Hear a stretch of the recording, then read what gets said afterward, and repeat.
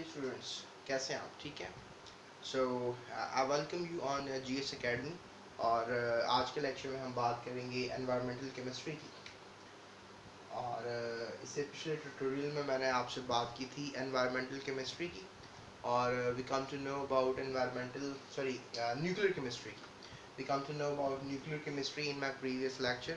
और आज हम जानेंगे कि एनवायरमेंटल केमिस्ट्री जो है, how does its deal with the environment, right? So इसमें अगर हम डेफिनेशन के हिसाब से देखें तो environmental chemistry is basically the study of components of the environment. ठीक है। कंपोनेंट्स ऑफ द एनवायरनमेंट कौन कौन से होते हैं स्टूडेंट्स? जो हमारा अर्थ है इसको मुख्तलिफ लेयर्स में डिवाइड किया गया है। पहले तो मैं आपको ये बताऊँ, the first the layer is troposphere. ठीक है।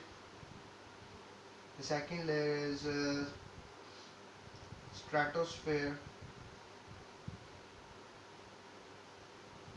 and the third layer is mesosphere, and the last layer is thermosphere. ठीक है जी, ये हमारे पास मुख्तलिफ लेयर्स हैं। और यू कैन से दैट कि स्ट्रेटोस्फेयर के मिड पे एक गैस एग्जिस्ट करती है जिसको हम ओजोन कहते हैं।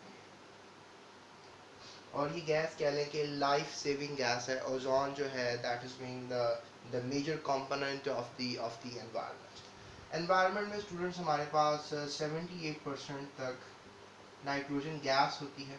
ठीक है। अब हम कंपोनेंट्स की बात कर रहे हैं। 21% तक हमारे पास ऑक्सीजन गैस होती है।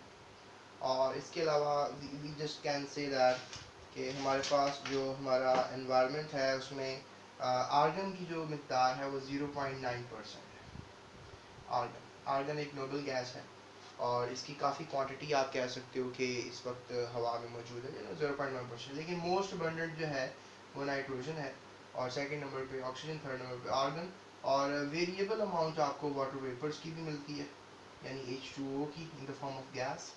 और यू कैन से दैट कि इसकी जो मिकदार है हवा में वो कम ज़्यादा होती रहती है। लेकिन आप इसको क्लाउड्स की शक्ल में देखते हो, इसको ह्यूमिडिटी की शक्ल में देखते हो। ह्यूमिडिटी का मतलब नमी होता है, तो आप मुख्तलिफ शक्लों में इसको देखते हो। तो ये तो हो गए components of the environment. So environmental chemistry deals with the components of the environment. मैं वो कंपोनेंट्स की बातें कर दी, और ये बात कर दी आपको कि यहाँ पर आप देख सकते हो कि बहुत सी लेयर्स हैं, जैसे ट्रोपोस्फेयर, स्ट्रेटोस्फेयर, मेसोस्फेयर, थर्मोस्फेयर, जिसमें ये कंपोनेंट्स लाया करते हैं। नो डाउट हमारे एटमॉस्फेयर में हाइड्रोजन गैस भी है, there is some ammonia gases as well, there are some carbon dioxide gases जिनकी परसेंटेज 0.034% है। ठीक है। सो याद रखिएगा 0.034%, ये हमारे पास कार्बन डाइऑक्साइड की मिकदार है। इसके अलावा बहुत सी गैसेस हैं, जैसे कार्बन मोनो भी है, and there are some a lot more gases. आपको कम से कम 10 गैसेस के नाम आने चाहिए, तो आप कमेंट कर सकते हैं 10 गैसेस के नाम। इससे ज़रा आप अपने नॉलेज को शेयर करेंगे और आपकी प्रैक्टिस भी हो जाएगी। So we come to know about the components. अगला जो डेफिनेशन में कह लो कि एक सेंटेंस है, that is the effects of human activities on the environment. यानी जो एनवायरनमेंट है उस पर ह्यूमन एक्टिविटीज़ का इफेक्ट हो रहा है। क्या इफेक्ट हो रहा है? जैसे कि लेट मी अरेज दिस ताकि आपको मैं वो बात कर सकूं। So here we have arranged. Students देखें, मैं आपको बताता हूँ। जैसे हमारे पास लेट से दैट ये एयर है। ठीक है, वी गॉट एयर। ठीक है ना, कंपोनेंट एयर है ना हमारी हमारी एनवायरनमेंट का। तो इसमें ऑक्सीजन की मिकदार 21% है, और कार्बन डाइऑक्साइड की मिकदार भी 0.0 समथिंग लाइक 0.034%। ठीक है। तो हो क्या रहा है कि जो इंसान है, right, what they are doing, they are using oxygen. ठीक है। और you can say that there are some plants जो कि कार्बन डाइऑक्साइड को जो है यूज़ कर रहे हैं। ठीक है। So what we are doing, we are using oxygen, right, we are using oxygen and we are producing carbon dioxide. And what plants are doing, plants are something how using carbon dioxide and they are producing oxygen. और इस तरीके से जो है क्या हो रहा है कि एनवायरनमेंट में ऑक्सीजन बैलेंस रहता है। इस बात पे आपने गौर करना है। ठीक है। ऑक्सीजन क्या है 21% बैलेंस रह रहा है और कार्बन डाइऑक्साइड 0.034% रिटेन रह रहा है। इसके अलावा you can say that carbon dioxide fire से भी प्रोड्यूस होता है और कंबस्शन इंजन से भी प्रोड्यूस होता है। So you can just say that कि कार्बन डाइऑक्साइड हम काफ़ी प्रोड्यूस करने की कोशिश कर रहे हैं। लेकिन जो इंटरेस्टिंग बात मैं आपसे शेयर करना चाहता हूँ वो ये है कि आप ट्रीज़ को क्या कर रहे हैं, कट डाउन कर रहे हैं।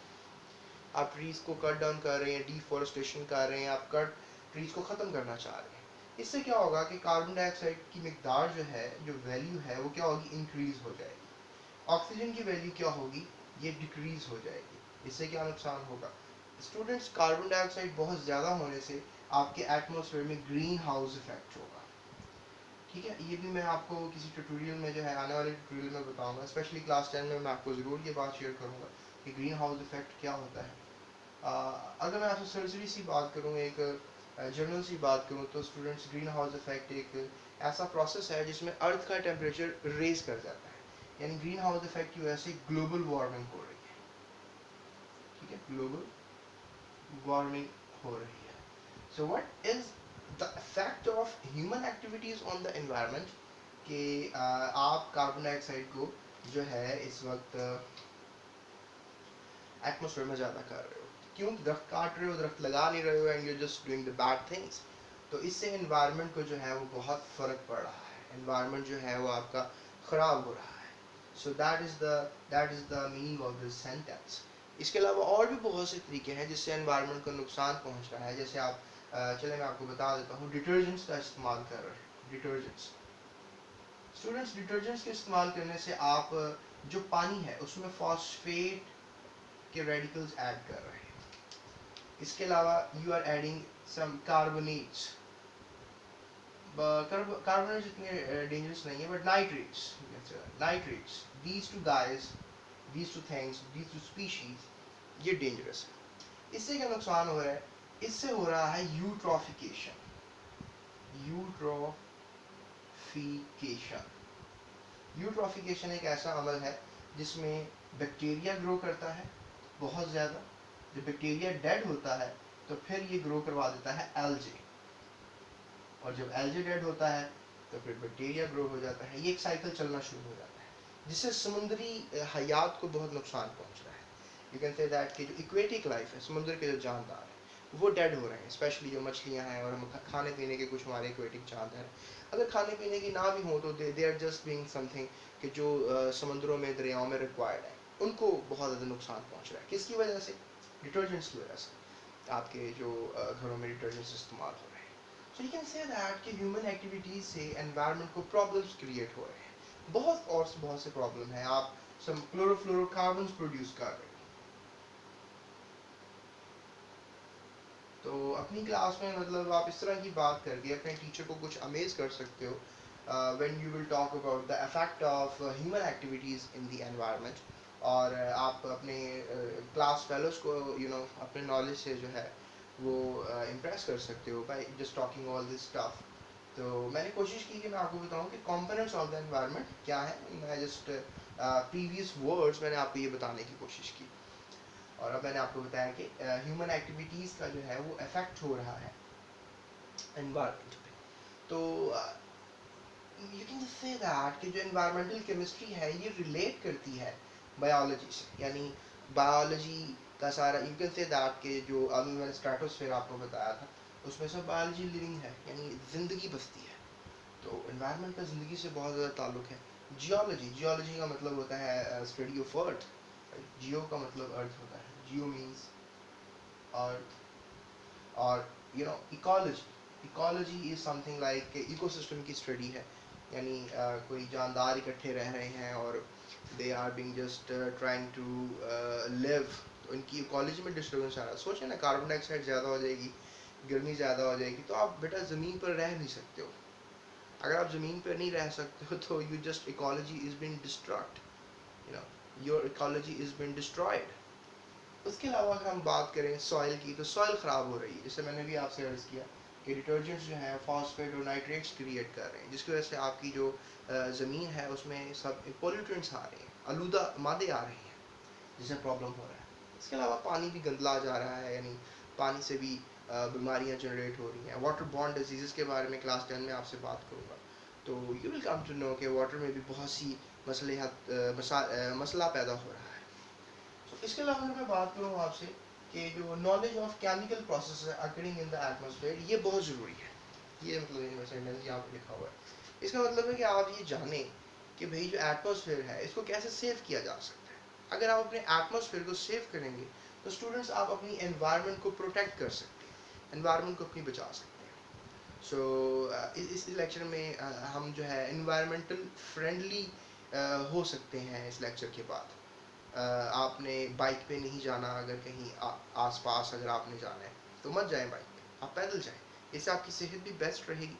और अगर आप मेरी सेहत को देख रहे हैं तो मैं अब कोशिश में हूँ अपना वज़न कम करने के लिए, लेकिन मैं आपकी सेहत की बात कर रहा हूँ कि आप जो है अगर बाइक्स का इस्तेमाल मत करें, एक्स्ट्राऑर्डिनरी कार्स का इस्तेमाल मत करें।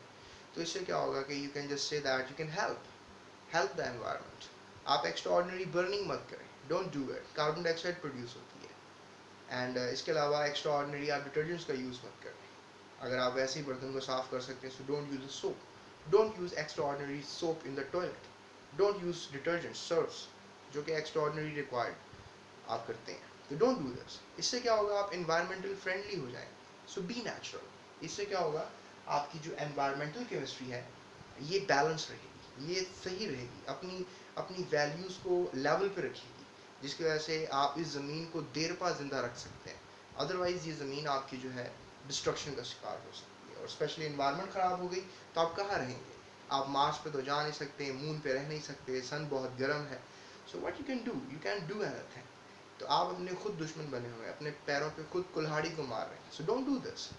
Try to save environment and try to just understand what I'm trying to say.